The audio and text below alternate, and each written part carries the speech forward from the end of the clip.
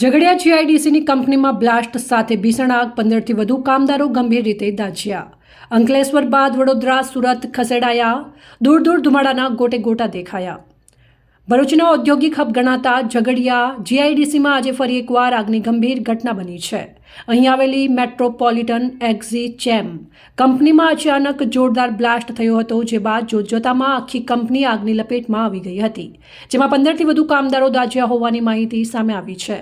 દાઝેલા તમામને ઈજાગ્રસ્તોને અંકલેશ્વરની જયાબેન મોદી હોસ્પિટલમાં ખસેડવામાં આવ્યા હતા। જોકે વધુ સારવાર માટે ત્યાંથી વડોદરા અને સુરત ખસેડાયા છે। આગ ઉપર કાબુ મેળવવા માટે 10થી વધુ ફાયર ફાઇટર કામગીરી કરી રહ્યા છે।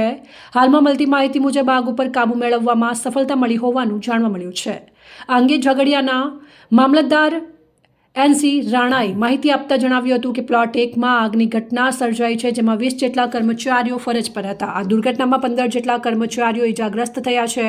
તેમને તાત્કાલિક સારવાર અર્થે હોસ્પિટલ ખસેડવામાં આવ્યા છે। હાલમાં 10 જેટલા ફાયર બ્રિગેડ દ્વારા આગને કાબૂમાં લેવાની કામગીરી યુદ્ધના ધોરણે ચાલુ છે। દૂર સુધી અવાજ સંભળાયો। કંપનીના પ્લાન્ટમાં કોઈ કારણોસર પ્રચંડ ધડાકો થયો હતો, જેનો અવાજ દૂર દૂર સુધી લોકોને સંભળાયો હતો। આગ એટલી વિકરાળ છે કે તેના કાળા ધુમાડાના ગોટા ગોટા આકાશમાં ઘણા કિલોમીટર દૂરથી પણ જોઈ શકાય છે।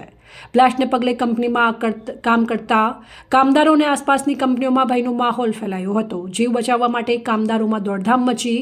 આ ઘટનાની જાણ થતાં જ સ્થાનિક ફાયર ફાઇટરોની ટીમ તાત્કાલિક ઘટના સ્થળે પહોંચી અને આસપાસના વિસ્તારોમાંથી ફાયર ટેન્ડરોનો કાફલો ઘટના સ્થળે દોડી આવ્યો છે। આગ ઉપર કાબુ મેળવવાના પ્રયાસો તેજ કરી દેવામાં આવ્યા છે।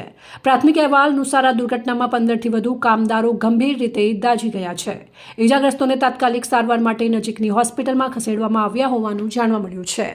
આગ કયા કારણોસર લાગી અને બ્લાસ્ટ પાછળનું ચોક્કસ કારણ શું હતું તે દિશામાં હજુ તપાસ ચાલુ છે। હાલ પ્રાથમિકતા આગ ઉપર કાબુ મેળવવાની અને ફસાયેલા લોકોને સુરક્ષિત રીતે બહાર કાઢવાની છે। આગ કાબુ લેવાઈ ગઈ છે। જો કે કેમિકલ યુનિટ હોવાથી ફાયર બ્રિગેડ દ્વારા સાવચેતીપૂર્વક કામગીરી કરવામાં આવી રહી છે અને ટૂંક સમયમાં વધુ વિગતોની અપેક્ષા છે। રિપોર્ટર અંગુની જાકીર, સંબંધ ભારત ન્યૂઝ, ભરૂચ।